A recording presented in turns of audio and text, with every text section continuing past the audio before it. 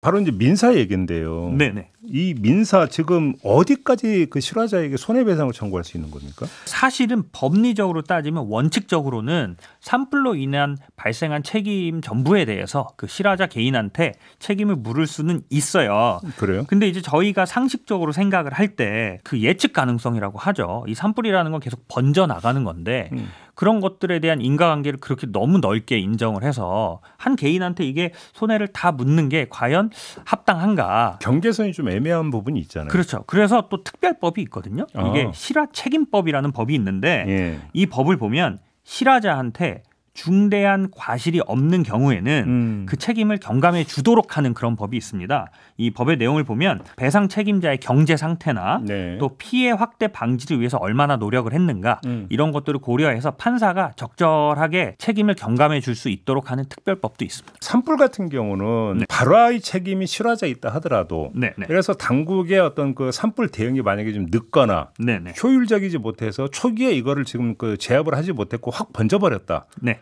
이러면 당국의 책임도 있는 거잖아요. 그렇죠. 그러면 뭐 산림청이나 지자체의 책임이 있을 수 있죠. 사실은 외국 같은 경우는 국가나 정부가 산불 관리를 제대로 못하거나 예. 인명 피해가 발생한 경우는 좀 적극적으로 시민단체다 이런 관련 인권 변호사들이 적극적으로 손해배상을 국가를 상대로 하거든요. 근데 아직까지 제가 좀 보면 우리나라는 이런 사례는 뭐 아직까지는 거의 없는 것 같고 대부분 재난지원금이라고 하거든요. 네. 정부가 확보한 재난지원금으로 일단 보상이 이뤄진 다음에 정부가 이제 뭐 실화자나 혹은 과실 책임이 있는 단체에다가 구상을 하는 그런 식으로 좀 이뤄지고 있더라고요. 몇 년 전에 있었던 고성에서 큰 산불이 있었잖아요. 네. 그때 보면은 한전 그러니까 전신주 관리를 예, 제대로 예, 못해서 산불이 피해가 더 커졌다 이래서 한전한테 한 20% 정도의 책임을 물린 적은 있었습니다.